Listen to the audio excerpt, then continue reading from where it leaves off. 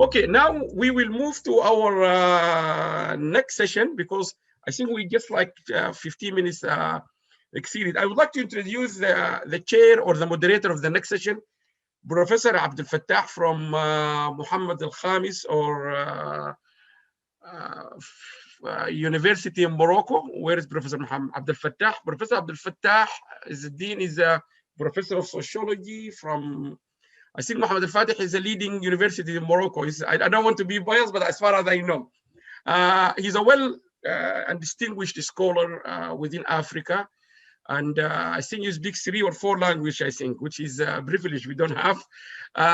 He is a well-known sociologist. He also directing a big dialogue within the African region and also within the university. And he will join by Dr. Anji Ben Hamed. Benji Ben Hamed, originally from Tunisia. She is in Bahrain. She worked for UAE Higher Education.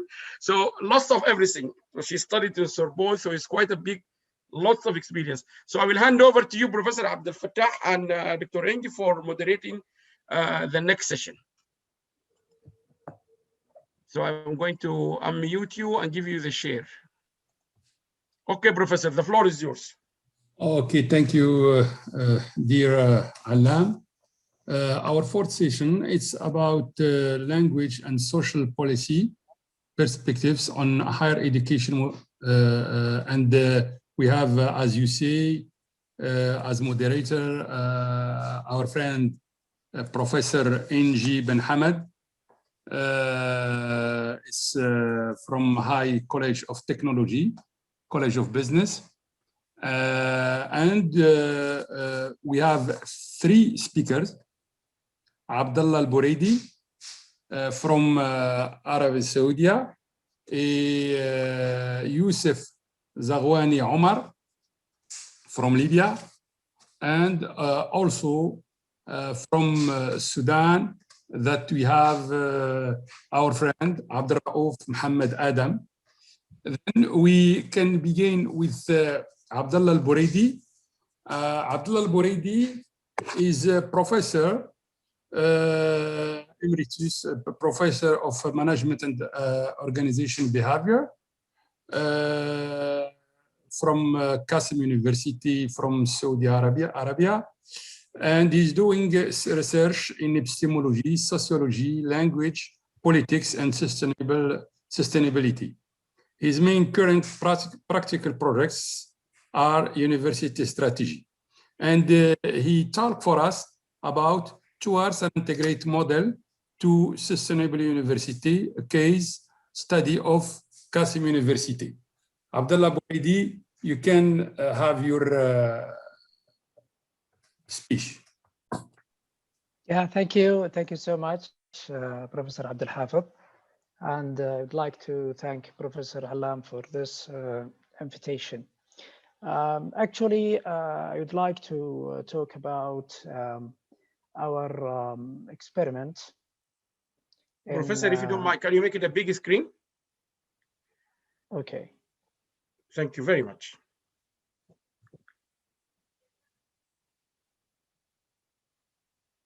Yeah, okay. Is that okay now? Now it's good. Okay, good. Actually, in my presentation, I will be talking about our experiment in my university, which is Qassim University. Qassim is located, in the in the middle of Saudi Arabia. This region is known by dates, and it's really has a sort of sustainable advantage in farming and other sort of industrial activities as well. This presentation is entitled Towards an Integrated Model of the Sustainable University. Okay, this is the content. I will go through these very quickly. Okay, my friends, let us, remind ourselves by this nice statement made by UNESCO. UNESCO speaks loudly, saying that with the world population of 7 billion people and limited natural resources, we as individuals and societies need to learn to live together sustainably. We need to take action responsibly based on the understanding that we do today can have implications on the lives of people and the planet in future. Education for Sustainable Development, which is ESD, empowers people to change the way they think and work towards a sustainable future. I do believe, my friends, that we do live in a selfish growth context. There is a missing balance. Why? Because we focus more on the present more than the future. We focus on economics more than the environment. And we focus on me more than we. So it's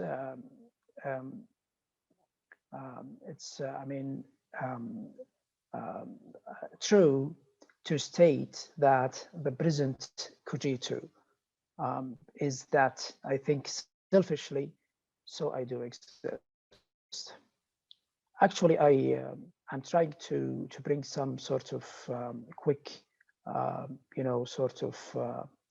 philosophical and sociological descriptions, because these are enriching our thinking in this area of research and type of thinking. Main objectives of a sustainable university. Actually, we do believe that the sustainable university enables its colleges and staff to apply UN SDGs in their fields, and also enable mainstreaming sustainable development concepts and applications in education, research, social and economic context. Also enabling the university to have a leading role in determining sustainable development priorities in its local region, as well as enabling the local authority in determining a green investment roadmap, as well as enabling researchers in synchronizing applied research to meet the dynamic needs of sustainable development, and also to enabling the collaboration with excellent centers in sustainable development. And as you can see in this slide, that we actually have had so many conferences, international conferences, and international corporations. And in this picture, we can see Professor Allam when he came to Saudi, delivering a lecture in one of our international conferences. And as I said before, that nowadays Saudi's Vision 2030 supports different aspects of sustainable development. So it's really this facilitates sort of our path in this regard. Okay, actually, we have been trying to develop our university, which includes 4 main components. The first one is to green awareness, and the second one is to and the fourth one, greening campus. And they will be going through these components. Okay, let us tell you about made by our team to develop such a model. In 2017 and 2018, we were at that time, trying to developing, to develop the idea. And after that, we were, focusing on how to convince the top level in our university. It's not that easy to convince some people who are not familiar with this concept, especially, in some, contexts and some societies. Some, people, even if they are academics and, well-educated people, they actually don't understand very deeply the real meaning and the essential meaning of the sustainable development. So as I noticed, for example, in some contexts that many people understand sustainable development, sustainability to be, as if it was continuity.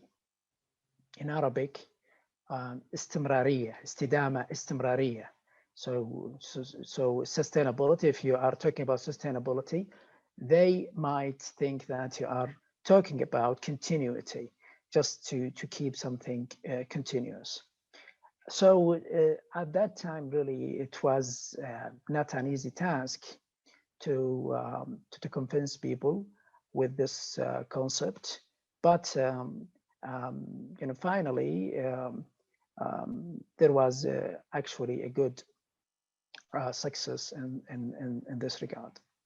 In 2019, we developed the idea and tried to translate this idea into an initiative, to be an initiative. Then we prepared ourselves to launch the initiative, which is Qassim University as a sustainable university.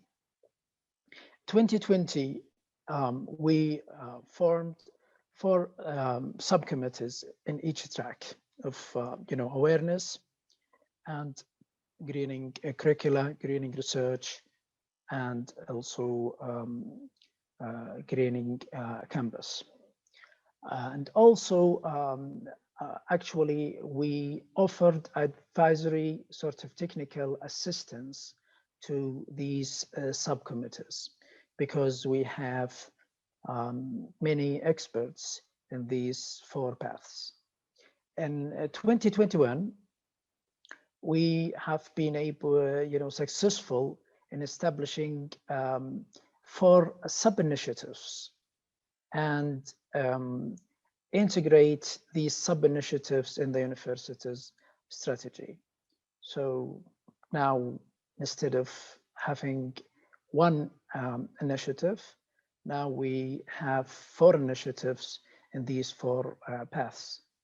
And we have developed the ownership for each initiative with one of the university's vice presidents. Okay, just going very quickly with these 4 paths. The first path is greening awareness to be institutionalized. This actually, we do believe that it's very important to have green philosophy, which is normative rather than positive, to make things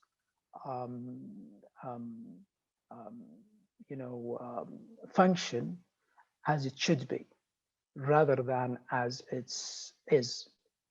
So it's this is very important when we are talking about green philosophy and normative approach and so on.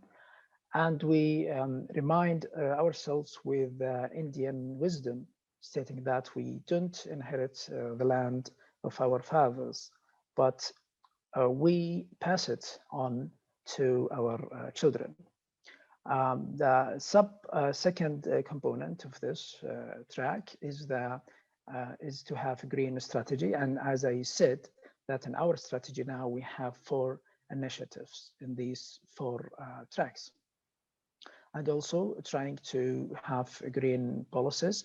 And as you might notice in this announcement, in this slide in Arabic, it's a sort of announcement of a lecture about sustainable production and consumption of food, trying to reduce the food waste and so on, made by one of our experts. The second one is the greening curricula. So trying to have green knowledge. So at the beginning, actually, we have diagnosed the status quo. So we determined the courses, including sustainability. And actually, we have noticed that some of our colleges actually teaching sustainable development in different ways, actually. Maybe in an integrated course. Sometimes it's called sustainable development course, which is very good. But we have 37 colleges. We have about 70,000 students, male and female. So actually, we have come up with a sort of a conclusion that so many, big number of our students, male and female, they graduate from our university and they didn't hear a single word about sustainability. So this is why we set or determined a minimum level of education for sustainable development.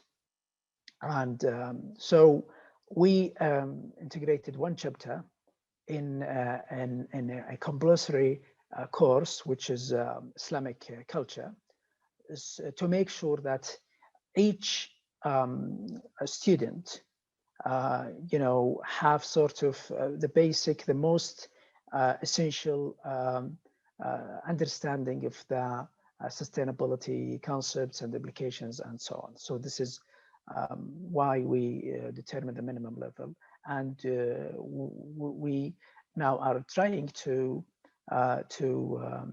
develop this and to try to benefit from the interdisciplinary courses via the subcommittee, which I mentioned before. The third path is a greening research, is to have a green mind. So we are trying actually to talk about green methodology. And of course, we, about 1 year, we developed this, what was called the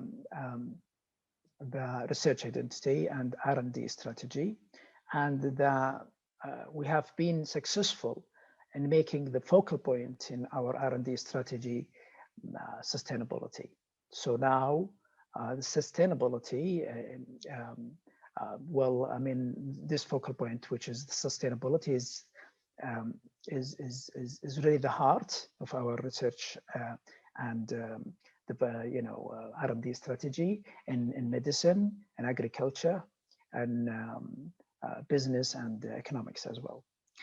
Also, under this track, we have been working hard to make sure that our labs and equipment are green as well. The fourth one is to, greening campus to be beautiful and efficient at the same time. So we've been trying to have sort of a master plan for sustainability. We formed sustainable executive. Much time. Yeah. Okay. Yeah. Now I'm finishing.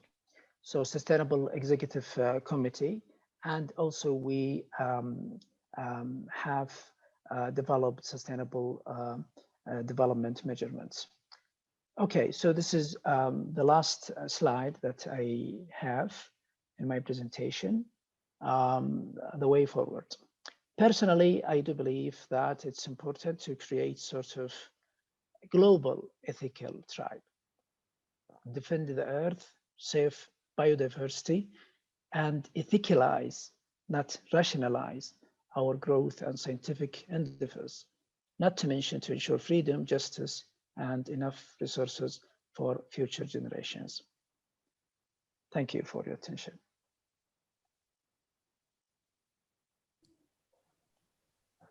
Thanks, Professor Abdullah.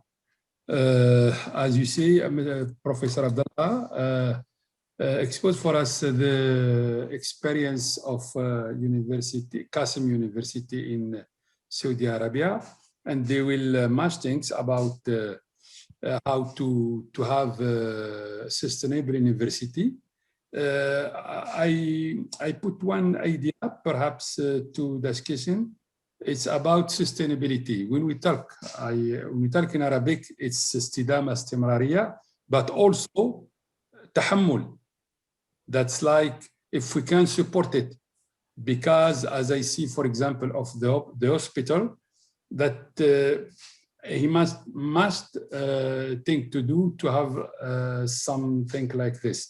But it's a great discussion about sustainability in our Arabic words. Thank you. And now we have the second speaker. Is Youssif Zaghwani Omar from Libya. It's Associate Prof and the Chair University of Benghazi, European Asian Language, Faculty of Languages. He talks for us about the role of media literacy in teaching English classes at the Department of English at the Libyan University in post-pandemic coronavirus. Let me tell you one thing, perhaps. This day, it's, I don't know if you know that this day is the day of International Mother Language. And it was at 1999 UNESCO General Conference. And it's observed through the world since 2000, each 21 February. Then we know that all society are rainbow. After this, I give the mic of our friend, Professor Youssif Zaghwani. You can have the...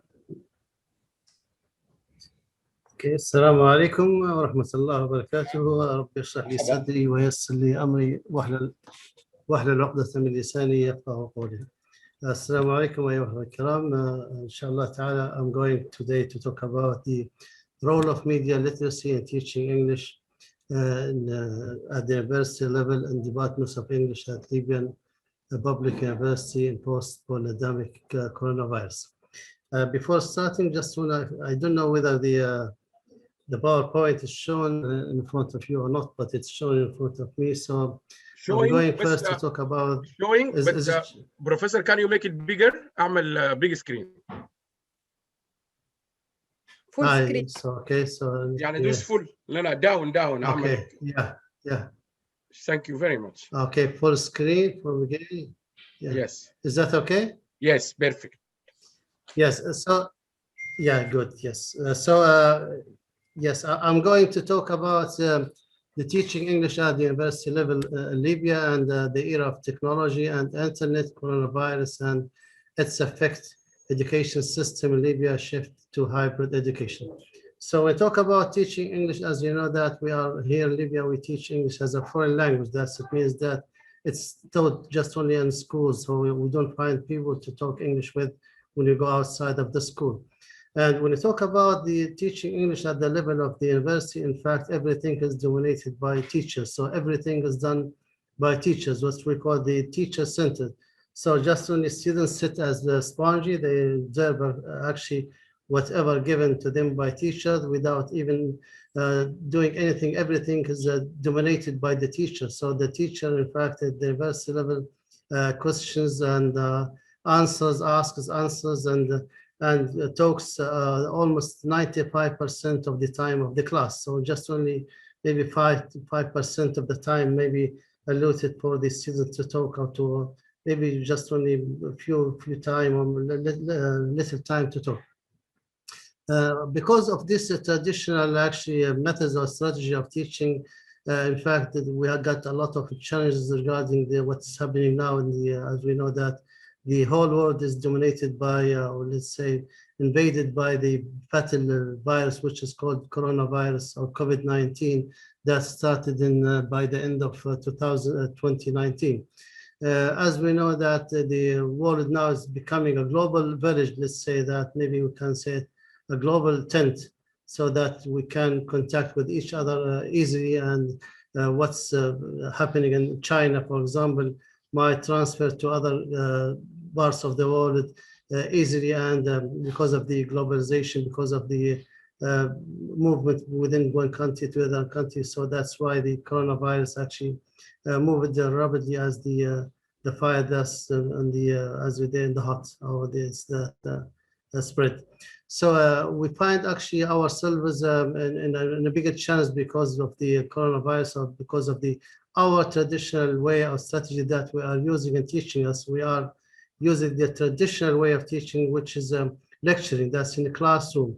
So after maybe 2 or 3 months of the spread of the coronavirus in the world, the universities and schools in Libya actually shut down completely. So and the study ceased for almost maybe 10 months or more than 10 months, because of actually we lack the use, or we didn't know, we are not familiar with using of technology in at the university level, teaching at the university level. So actually we were in a bigger challenge whether to stop studying or to go to the internet, and which is actually are not familiar with. Of course, education system in Libya depends on traditional way of teaching, such as using traditional methods. We use at the university level, we use the grammar translation method, namely in the Department of English. At most best conditions, we use sometimes direct method, but we don't depend actually on technology or the internet. So lack of technology actually is dominating in our schools or our classes at the university. So we find ourselves that we are forced to go to what's called hybrid education, which that we mix online teaching with the face-to-face or traditional teaching in the classroom. I'm going to talk about the stats of said English in Libya. As we said, that English is used as a foreign language, not a second language. And it's rare that you find native speakers to talk with in Libyan English, because of course, the two reasons. At the time of the Gaddafi, of course, everything was banned regarding English. And within these days, of course, you know that Libya, after 2011, we are because of the uprising. So it's very hard for foreigners to come to Libya because of the war and the conflicts between the people themselves. Also, when you talk about theories of learning, in fact, we focus on the all theories of learning that's based on the structuralism. So actually, Libyan students know about the language, but they don't know how to use the language. Another way we can say it's language knowledge rather than language use that's used at the university level in Libyan public universities. So it's actually it has become a must that we have to shift to technology, to namely to internet, to be a part of this globalized world, to make our students familiarized with the internet, to practice the language with native speakers. And in fact, that's what I'm doing now. I have a program that's Solia Connect program. That's I'm implementer of this program, connected with the American University, that to make students get used to language, because it's not just only matter to know about language, but it's a matter to know about the culture. That's because language, we say language is culture. So if you want to learn English or not to use English, we have to be aware of how people think, native speakers, how native speakers behave, and other things, of course, with the being restricted to our traditional language or native language Arabic, because it's our identity. But we have to know about language English. We have to use English, because English now is the lingua franca in the world, and we can never be part of this world without being aware of the English language. So regarding this, I am conducting a research or study about the use of media literacy and teaching English in English departments at the Libyan public universities. So for the methodology of the study, actually I conducted the qualitative research method, in which I interviewed the 20 participants from the 9 universities in Libya, in the east and the south and the west. So to ask them questions to get their experience about teaching online classes for students. For the problem of the study, as we know that because of the coronavirus, actually the most of the schools, or let's say all of the schools, universities actually were shut down and completely shut down, and the study was actually ceased. So students stay home and teachers, instructors stay home. So we find ourselves that helpless, do nothing to either to stop studying or to encounter such fatal virus by using technology, namely the internet. So I find that there's a problem that, well, actually most of the instructors at the university level are unfamiliar with the using of the internet, using of the programs, that educational programs such as Zoom or Google Classroom or other education online programs that are used in the other world. So for the questions of the study, to get the conclusion and to get the findings and recommendations, I put forward some questions to be answered. That's what's the impact of the media literacy when teaching virtual classes, English classes. Or I put some questions for the objectives. Of course, this study actually remains at highlighting the importance of using media literacy in teaching, and it highlights that we have to be part of this world through being involved in the digital society, what we call that, because the world now has become a digital society in which that dominates mainly by technology, let's say by the internet. So also for the participant of the study, as I said, that I interviewed 20 participants in sectors that teach at 9 universities in Libya. So I got actually 90 because as we know that in Libya we have maybe 20 universities, but because some of these universities don't have English departments, so my scope of the study is that about teaching English in English departments. So I'm focusing just on the English departments. So some of these universities don't have English departments or don't teach English, and some other universities that I cannot contact with some participants, though I talked with them, but maybe for some reason or not, we couldn't contact with one another. For the data collection, because I'm doing this research regarding media, so I use media for collecting the data. That's for the universities away from Benghazi. As for the participants in Benghazi, in fact, I interviewed the participant face to face.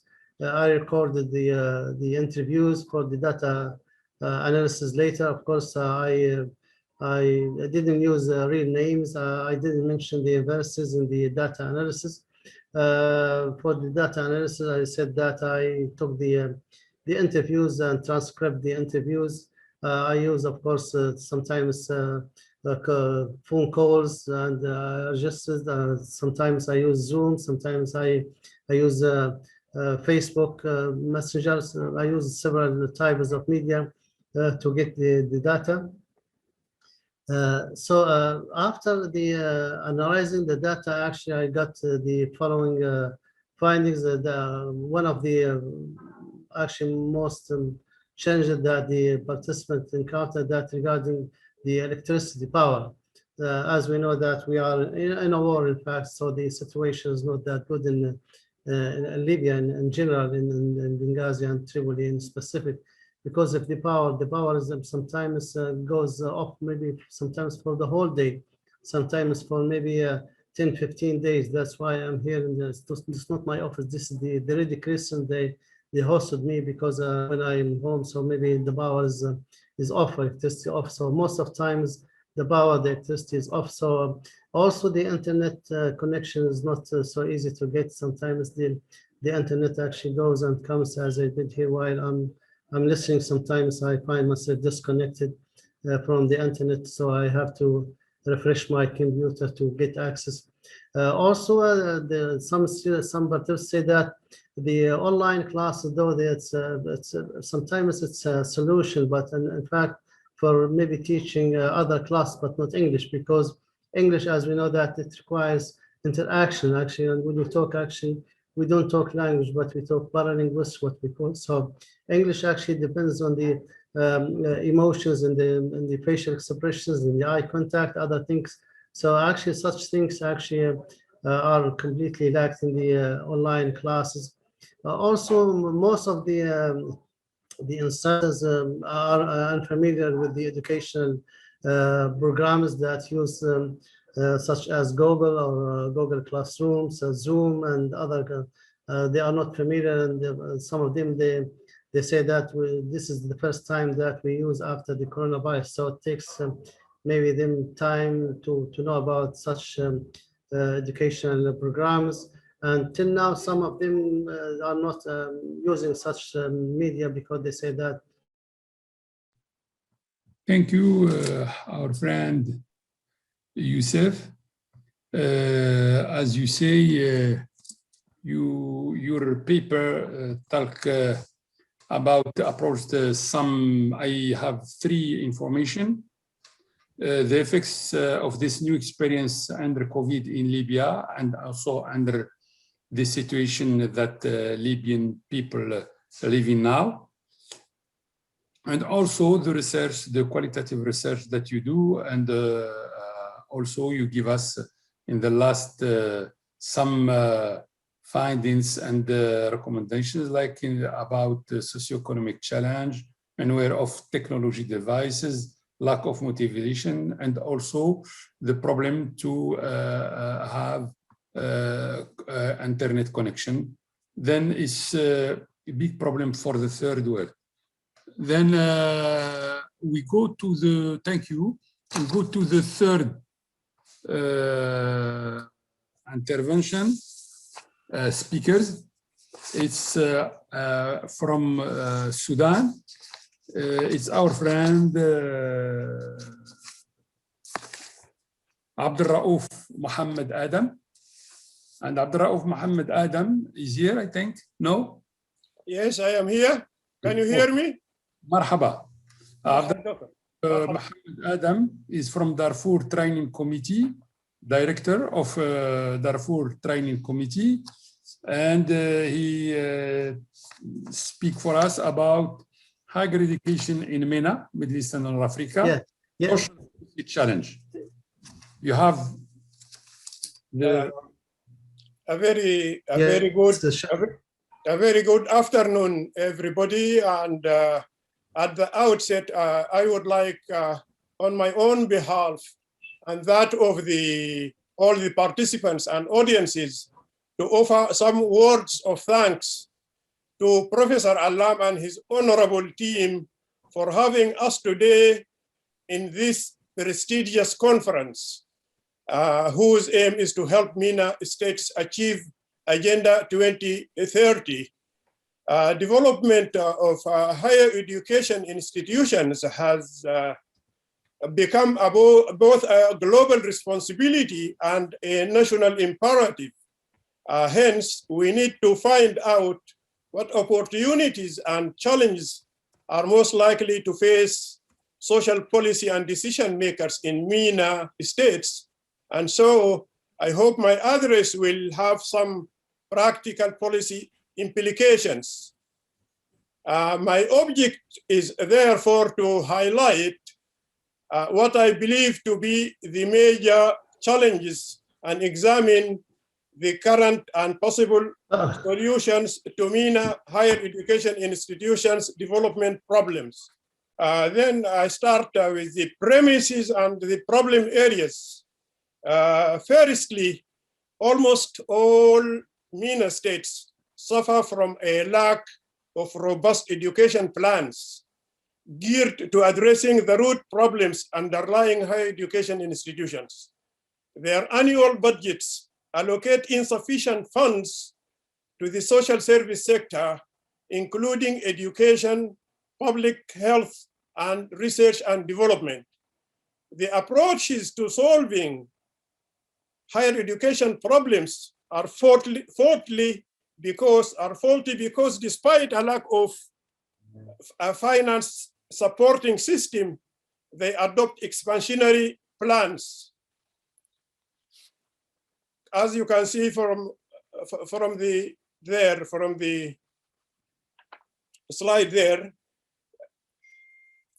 their annual budgets allocate insufficient funds to social service sector, including education and public health and research and development. And they and despite that, they adopt expansionary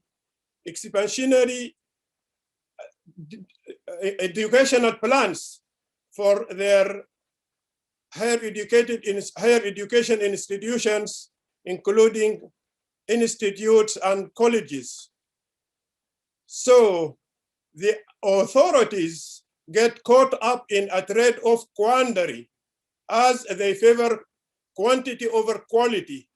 The most vivid example here is the Sudan during the 1990s and up to 2018, a period which she saw exponential growth of higher education institutions.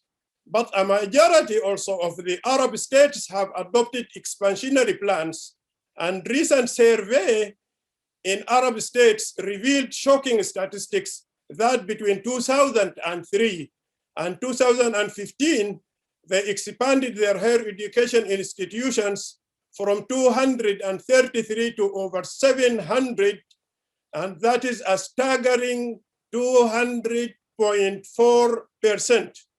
And the irony is that expenditure on higher education institutions on scientific research is a mere 0.2 to 0.6 of GDP compared to between 2 and 4% in industrialized developed countries. The obvious effect is dearth of research output, a condition that reflects negatively in terms of impact on industry, innovation, and infrastructure. And this is shown here on table 1. It shows this worrying impact. If we look at the overall percentages in the last column, you will see that with the exception of King Abdulaziz University, almost all other MENA states scored nearly below 50%.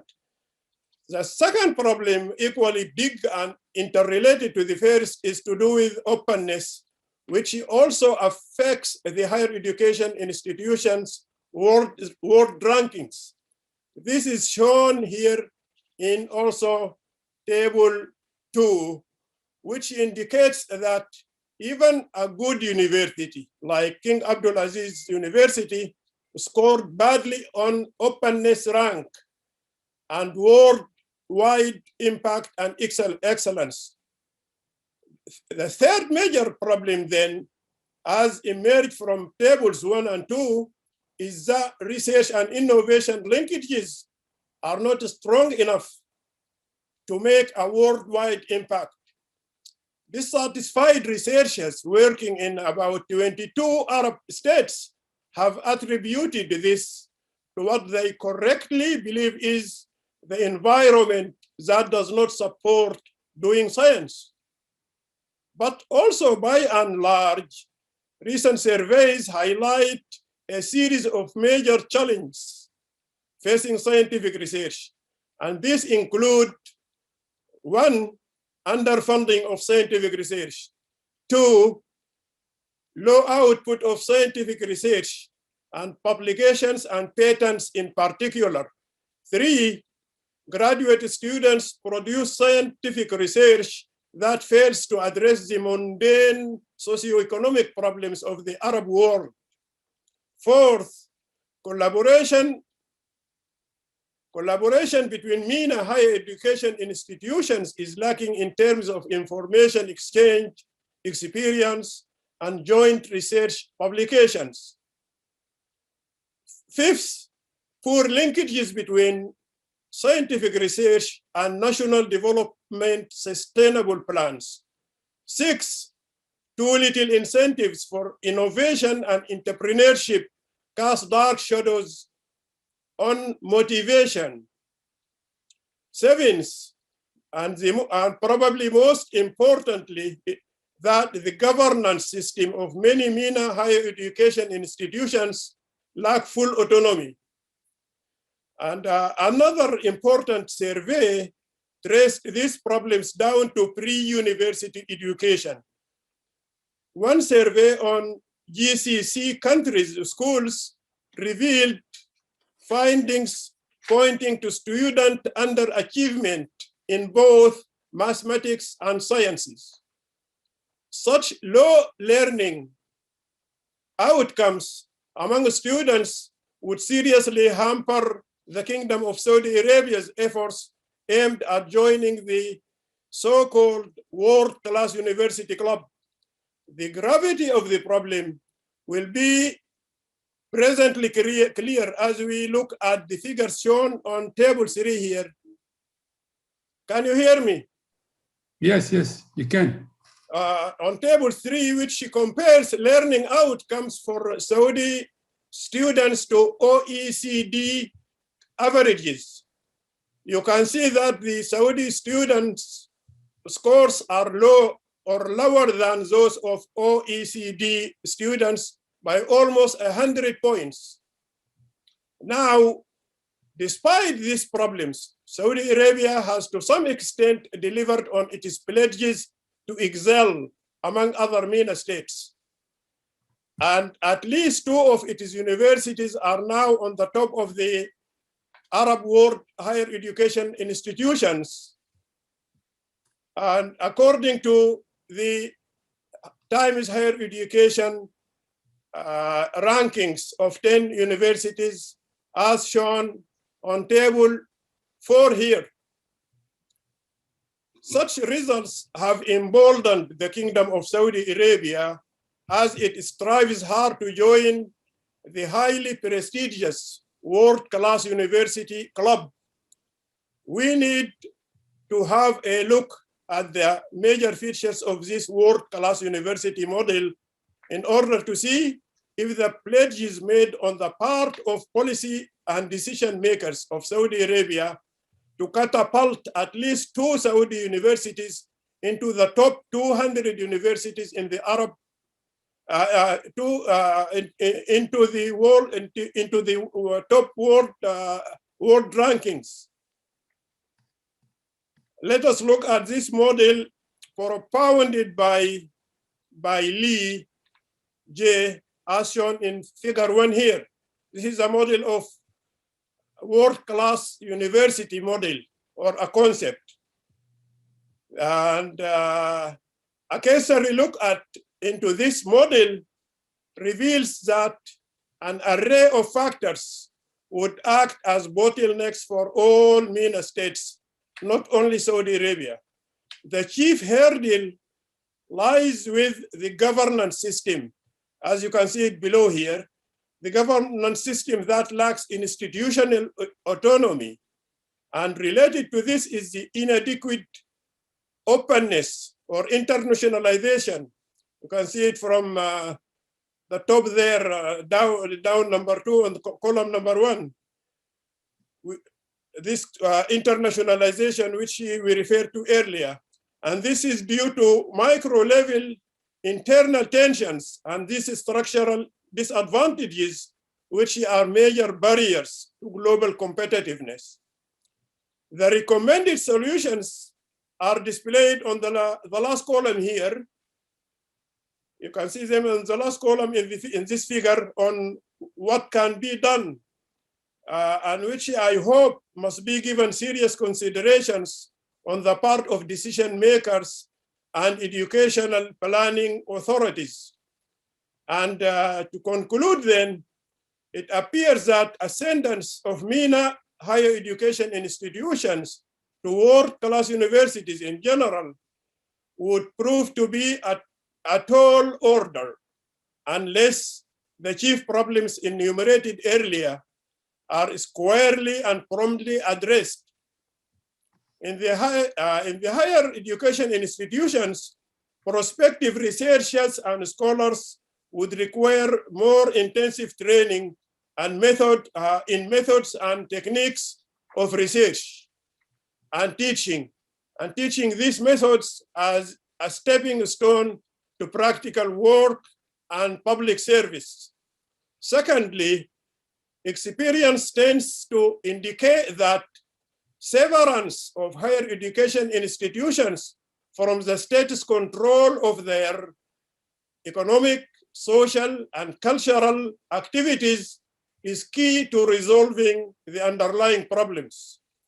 I would venture to forcibly argue that universities, rather than the state, must have the upper hand in restructuring society on the basis of knowledge.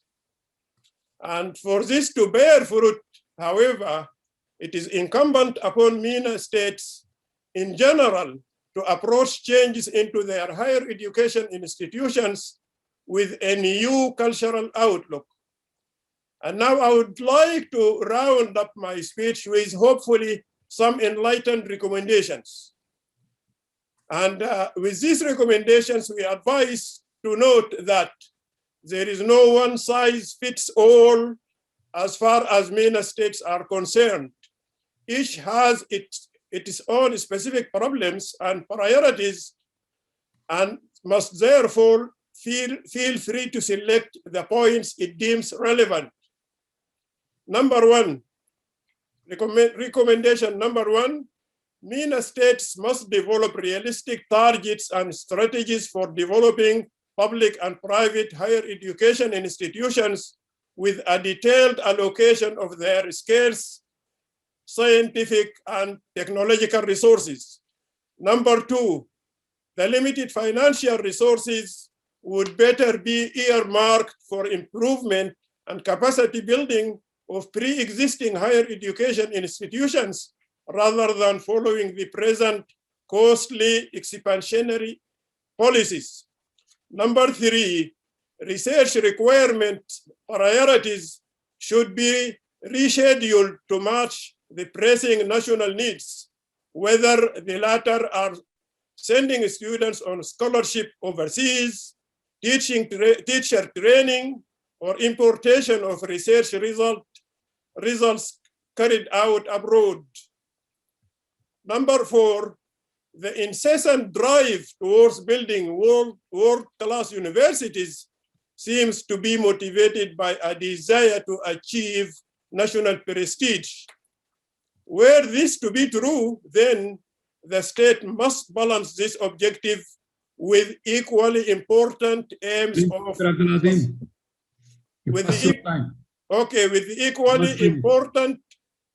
aims of sustaining economic development and growth and public welfare. Trade-off between these major aims could prove too costly. Number five, research and development programs must give more emphasis on innovation and offer lucrative incentives for entrepreneurship as a stimulus for researchers and graduates to reach out to the marketplace. The labor market is likely to respond more positively to new graduates once competence is shown.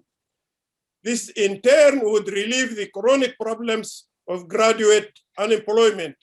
Number six, a reliable patenting system is badly needed to support innovation and research and development. Your recommendation in discussion, if you can. The recommendation number 7 is the collaboration between MENA higher education institutions through prompt and timely share of information, and the rising stock of knowledge must be encouraged and boosted, as this is more likely to ease accessibility to information and reduce costs. Number 8, for the purposes of number 7 above, we would recommend that a MENA information network be built as a regional pool accessible to all member states. Alongside this, every member country should introduce improvements to its existing higher education institutions and maintain its national research and development inventory for its own use and for that of the rest of the MENA states. And finally, a recommendation by the World Bank and OECD joint panel to the government of Egypt 10 years earlier still holds relevance today and should be reiterated for all MENA states. It is recommended that MENA states should adopt a holistic approach to raising educational quality and effectiveness that would focus on learning outcomes in terms of the capabilities that graduates will need in a changing world for life, work, and further learning. B, integrate research into university education, especially in graduate schools.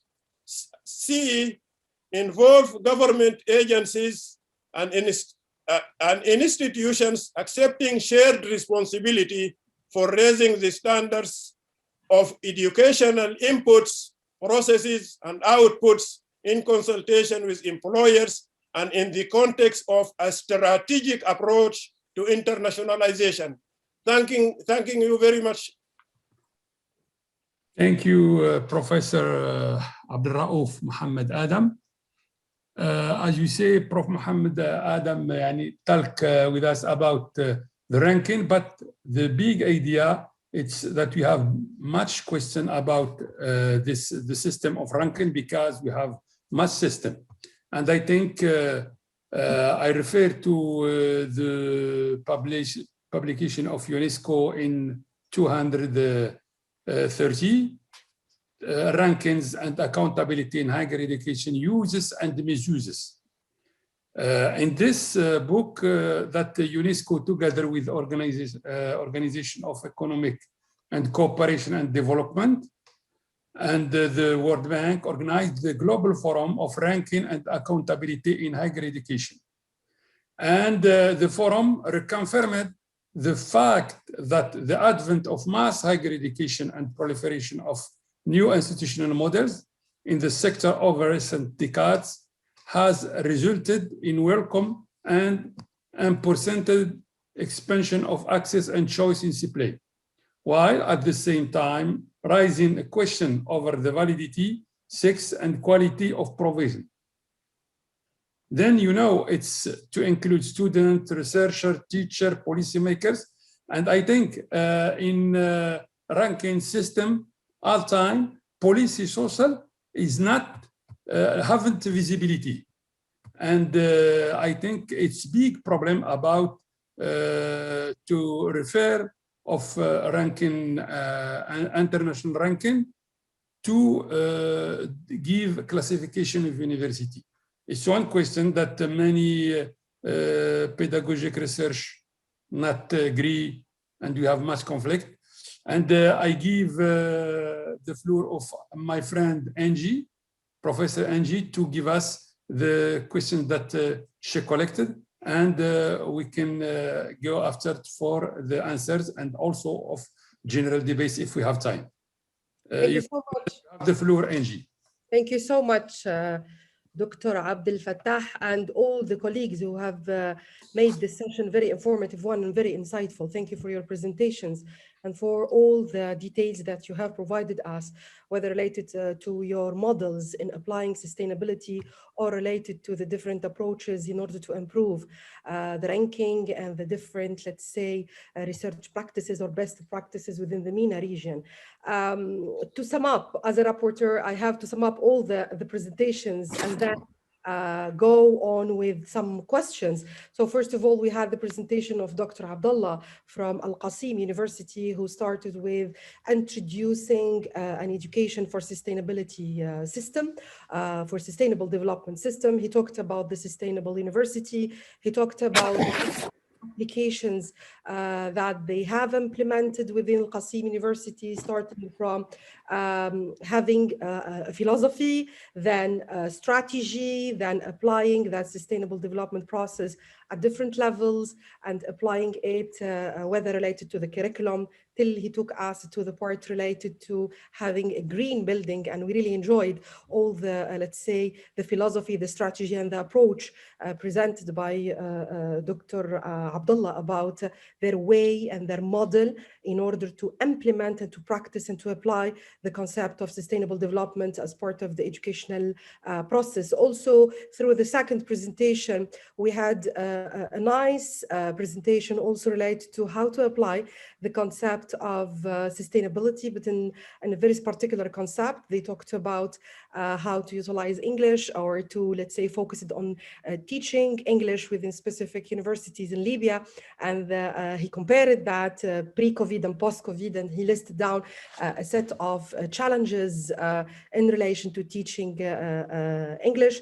One of these challenges is the lack of motivation of students. It's the infrastructure, the struggle in relation to utilizing internet, and maybe the overall educational system, which is moving from the classical approach to the new normal, which is the new, and that shift towards the hybrid approach, which made everyone struggling, not only students, maybe the overall system kind of struggling and panicking in going with that. And we closed with the presentation and taking us all over the MENA region, where Dr. Abdullah, he presented the different ranking of different universities across the MENA, talking about what are the criteria and the indicators in order to make this classification. And he proposed at the end some kind of recommendations in order to improve maybe the, let's say, the ranking, the classification of these universities within the MENA region. One of them is to have a good infrastructure for that, is to have more emphasis on the intended learning outcomes, to have more emphasis maybe on the research, and to be well prepared to set logical, or let's say rational and realistic target to do so. And so to think about innovation, to think about entrepreneurship. All of these are things and recommendations proposed by our last speaker, who is Dr. Abdullah. After summing up as reporter of all the presentations and the sessions. Please, Professor Anji, if you can give us the question. Yeah. So far, I have a question, because I cannot see questions here coming from the chat. If anyone from the audience is more than welcome to ask a question, if they do have any questions, I might open the question session by my question to our first speaker, Dr. Abdullah, he talked about the educational for sustainable development, and he talked about the strategy. And I would like to ask him about what was your strategy to involve the faculty member within this educational model? What did you do to get their contribution, whether related to curriculum or related to any other aspect related to your educational sustainable system? This is my question. And of course, the floor is open to anyone from our, let's say, attendees to ask our guest speakers any questions. And they will be happy to forward the questions to the speakers. Yes. Okay. Waiting to have some questions from from participants. I can I put before two questions about the explanation of our friend Abdullah Al-Beraidi about sustainability, استمرارية استدامة وتحمل, that we have big confusion when we translate it in Arabic, and we talk only about to continue, not to support, and also about our friend Abdullah, this problem of uses and misuses of ranking university. If Mr. Abdullah can give us some idea, waiting if our friend Anji can have some questions. Yes. Okay. Thank you for this, good question. Actually, we have encouraged our faculty and our colleagues, in administrative departments as well as our students, male and female, to participate in the execution of our sub initiatives. For example, regarding the initiative of raising awareness and sustainability, we have sort of regular lectures made by our scholars and experts in different aspects of sustainability. Also, we have been participating in exhibitions, for example, at the local level and the national level as well, to raise the awareness in this regard. For the second path, which is curricula, we have designed a sort of electronic link to make our colleagues to suggest how to integrate sustainability concepts and applications and so on in our educational programs, postgraduate and undergraduate as well. For our research, we have set sort of research priorities focusing on sustainability, especially taking into account the local needs in our region, which is Al-Qassim. So now we have done a lot of sort of empirical and action research within this context, within the sustainable context. For the greening campus, actually, 2 years ago, we formed a committee, and also open and making our colleagues having open room to give us any idea. For example, one of the colleagues focusing on the usage of smart, for example, gates, and you'll be shortly because we haven't much time. Yeah, he gave us sort of a nice proposal for this. Yeah, thank you. Thanks. And for Mr. Abdul Adam, what is about ranking university? Yeah, thank you very much. The rankings which are done by these very, very prestigious and well-qualified and experienced researchers helping the Times Higher Education produce these annual rankings, do a lot of help to the our local universities and national and higher educational institutions in general, because otherwise they would have to depend on their own local or internal staff to do the internal assessment of the outputs of the universities.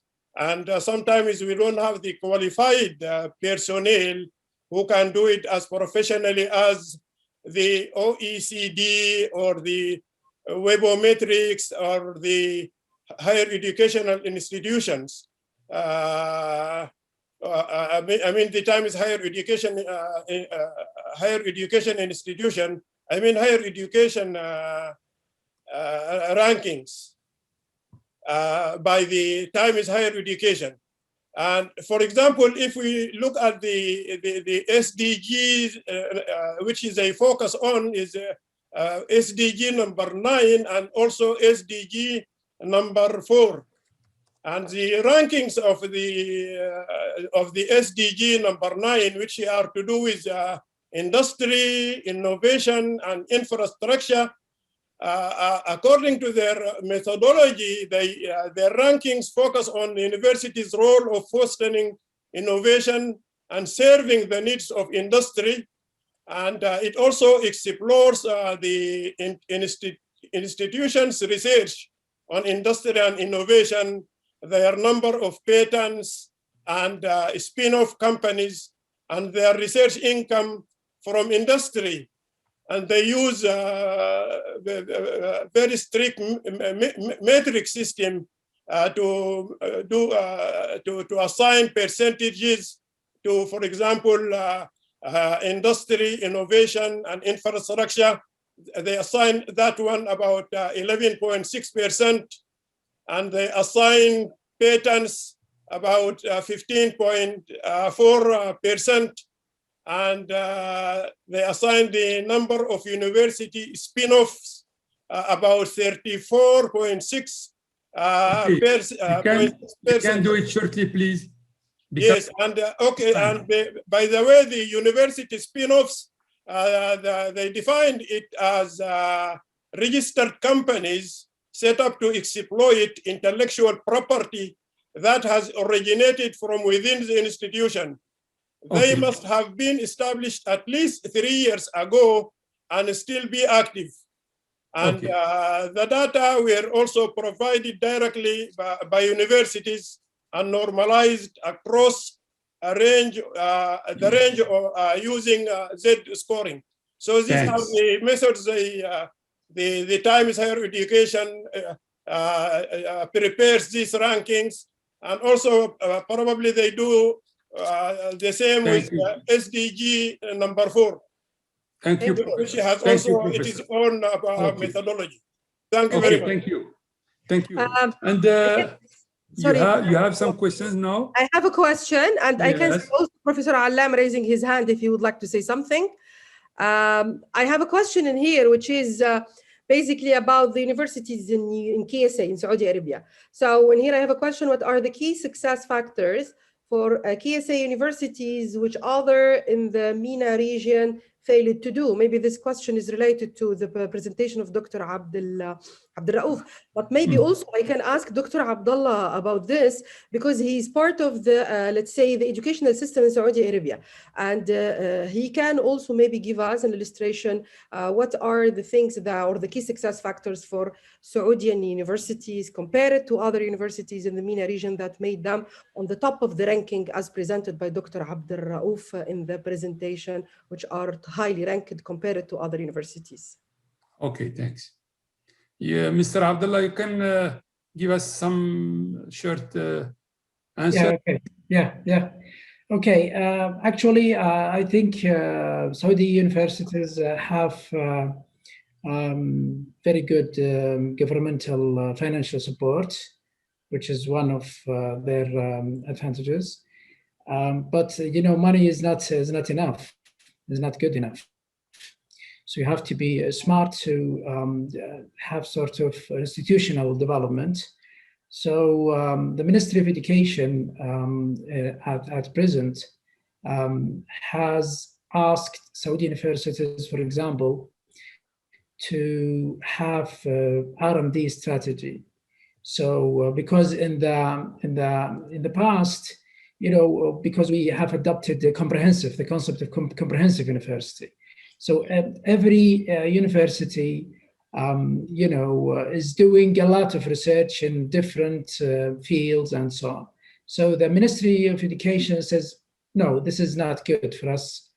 So you have to focus on some priorities, taking into account the sustainable advantages of your local region.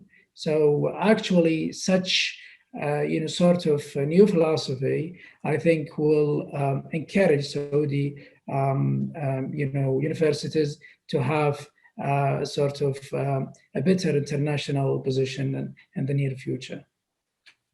Thank you. Professor Ali. Yes, Ms. Anji. Because Professor Allam is raising his hand. Okay. Okay. Maybe just a quick question following up the question you just asked. I think most of you, or maybe all of you, familiar with the MENA region. You can realize from the statistic Dr. Abdullah presented, and I also have seen this for the last 3 years. Strange, or not strange, but very observation need to be really looked at. Number one, very old universities like Cairo, Khartoum University, and those universities, they are not in the top 10 universities. If you look at Egypt, for example, the 2 universities in the last couple of years cited are much newer compared to Cairo University. If you also look to the region overall, like Qatar University or UAE universities, they are not very old universities. They are ranking very high compared to the whole world, not just within the region. That's my first observation. My second observation, the history of universities or higher education in the region, the 2 oldest universities, one is in Egypt, which is Al-Azhar, and the other one I think is in Tunisia, Al-Beraidi, I think. Yeah. We hardly hear about them. Very old universities, the first 2 universities. So what is happening in why these very old universities? Also, Kuwait University is a very old one. Many professors I met in the region, they said they have graduated originally from Kuwait University. So it's a very old university, but they are not featured high. I'm not sure anyone can offer any response here. Why these very old, well-established universities, we no longer see them in the high ranking in the region? Can I comment in here, Professor Ala? Yes, of course. I might comment in here because I have worked in different universities in different places in MENA, and maybe that's why I might be able to comment on this point. So I worked in Tunisia. Basically, I'm coming from there, and then I'm the GCC countries. And for the why these top universities, they are not ranked. This is first of all because some universities, they didn't enter into the culture of ranking. Some of them, they didn't even apply for these kind of ranking systems or ranking programs. That's why they are not appearing and they are not there. This is one of the reasons. Second, maybe some of the criteria which are selected by the ranking systems, actually, which are well known, whether related to QS ranking or AACSB or whatever, these, let's say, some institutions, they are they didn't align themselves to the new and trendy criteria which are required by these educational systems. And that's why we cannot see them among the top ranked universities. Some universities in MENA region, they are doing very well, they are operating very well, but they are doing research, their faculty members. However, it's really done according to the classical approach. It's not according to the new requirements which are imposed by these ranking bodies. That's why we can see a lot of highly recognized, let's say, universities, and which are high quality universities. One of them is mine, but it is not out among the top universities, although it's really known as a top based on the output and the produced graduate of these, let's say, of the students. However, as I said, they are not there because of, maybe it's a matter of culture, it's a matter of awareness. It's not really, they are not only fully aware about this. Some universities, they prefer to be out of this competition. They don't want it to be there. So they don't want it to, and they don't have maybe the, let's say, the overall approach or the system that would allow them to enter into that competition. Maybe these are some reasons to explain somehow why some well-known universities, old universities, they are not part or they are not among the list of highly ranked universities in Arab region or in the MENA region. Yeah. Okay. May I also add to this? Please. I give you floor, but I want to ask, as I see this day is the International Mother Language Day, and our friend from Libya talking about this experience with English language. I don't know if he can give us comparative approach by language on the language situation in Libya. Shall I talk? The first thing that I'm terribly sorry for the disconnection of the internet, and this is one of the best examples that the things that we suffer here in Libya. In fact, the power goes maybe sometimes for 15 hours, sometimes for the whole day, and the disconnection of the internet sometimes goes, sometimes comes. it's horrible here, the situation. That's why I think such as some universities actually don't apply the virtual online teaching. They say that it's useless. So they try to shorten the course. They are decreasing the material, decreasing other things at the expense of the quality. So that's only the 1 semester, that's 4 months. They teach just only for 2 weeks, that's it. And they give the short material, and students, most of these actually got A's for the class because of the short material, and they give exams and they give tests. So actually we have suffered a lot. The other thing is that for the universities here in Libya, actually they don't subscribe for the officially for the educational programs. That's why, for example, for the Zoom, it's limited time. So if you wanted to give a class, for example, a lecture through the Zoom, so you have 40 minutes or 30 minutes, not more. And the number of the students less than 20 or maybe 30, that's the most. So actually other things that for the social, we know that we are maybe the same situation that's in Saudi Arabia. That's girls actually are shy, maybe are forbidden to be in the camera. So as we know that the English classes, namely, it requires that interaction. So some girls said, no, we don't want to be in the camera because of the social norms that we have in Libya. It's not good that for girls to be shown in the camera or other things. The economic, actually, this is one of the challenges that we encountered, that most of the instructors don't have the money to buy laptops, for example, to buy, let's say, technological devices that go with the digital society now. You need the upgraded kinds of laptops, upgraded kinds of technological devices.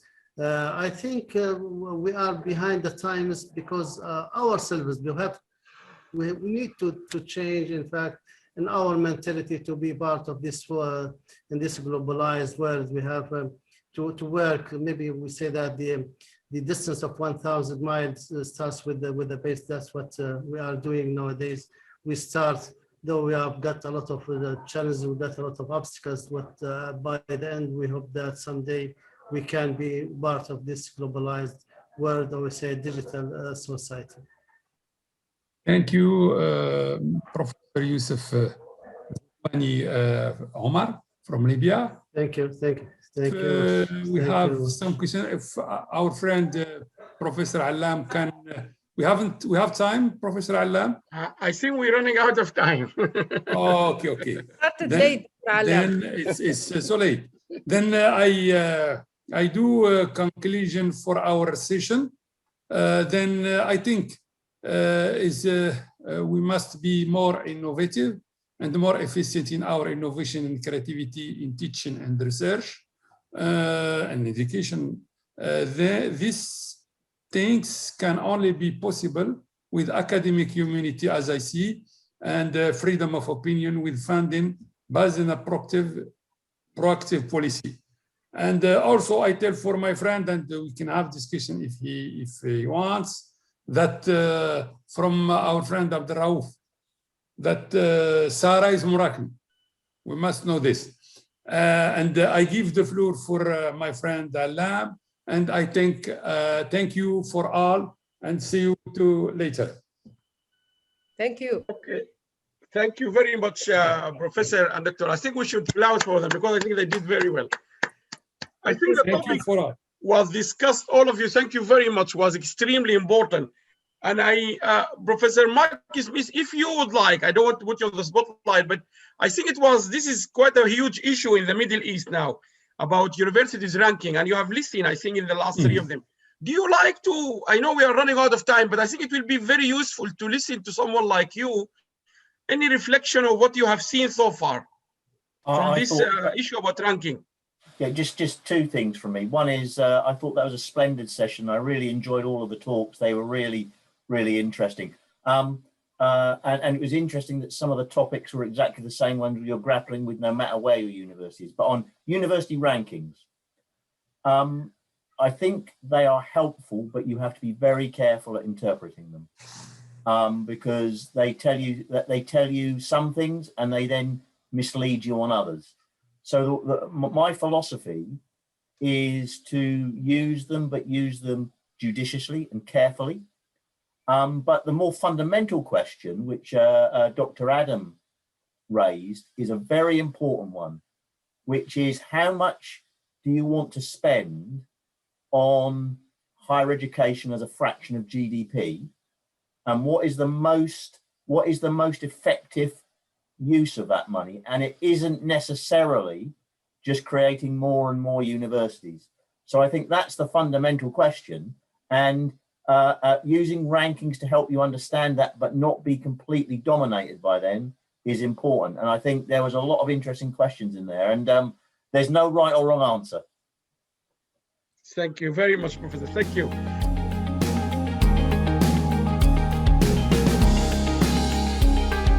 So please remember, if we all help and do a little bit, it will make a big difference.